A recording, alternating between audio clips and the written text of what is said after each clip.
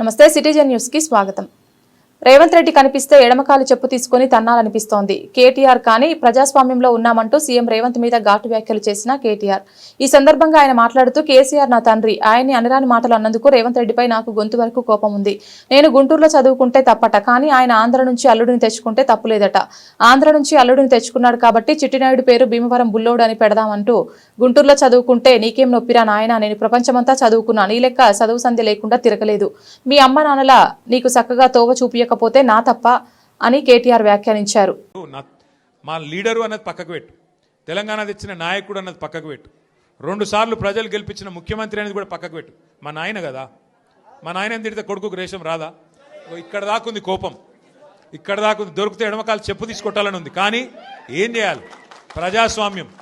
ఎకతక్క మాట్లాడితే మళ్ళీ ఏమంటారు, అగో వీనికి బాగా ఇంకా వీనికి అహంకారం ఉంది రాబోయ్ అంటారు. అహంకారం నాదా అయినదా?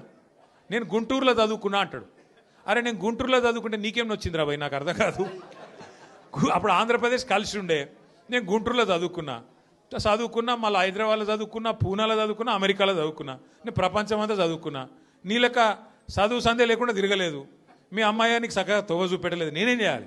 దానికి నీ ఏడిపోయింది నా మీద. అవో వీనికి ఇంగ్లీష్ వస్తుంది అంటాడు. అరే నాకు వస్తే నీకేం నొప్పిరా నాయన? నేర్చుకో. నేను హిందీ నేర్చుకున్నా, ఉర్దూ నేర్చుకున్నా, రేపు అవసరమైతే గోర్మాటి భాష నేర్చుకుంటా. నువ్వు నేర్చుకో. నేను ఎవడ నాపిండా? నిన్ను వద్దన్నాడు ఎవడన్నా? నువ్వు కూడా నేర్చుకో. దానికి కూడా ఏడిపోయి నా మీద. నేనేం చేసిన? ఇంకొక అంటే నాకు ఎక్కడ గమ్మత్ అనిపిస్తుంది అంటే, నేను ఆంధ్రాకి పోయి ఇంటర్మీడియట్ చదువుకుంటే తప్పట, కానీ ఆయన ఆంధ్రాకి వెళ్ళి అల్లుడిని మాత్రం తెచ్చుకోవచ్చట. ఈ అమ్మ ఇది ఎక్కడ కథ రాబోయ్?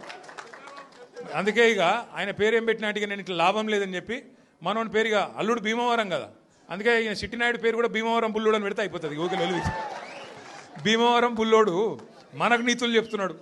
అరే ఆంధ్ర అంటే మరి ఆంధ్ర వల్ల ఓట్లు కావాలి, ఆంధ్ర వల్ల చుట్టూ తిరగాలి, కానీ మళ్ళీ ఆంధ్రాని మాత్రం నేను పోయి చదువుకుంటే నీకు నచ్చినది. నీకేం బాధ అవుతుంది? నాకు అర్థం కాదు.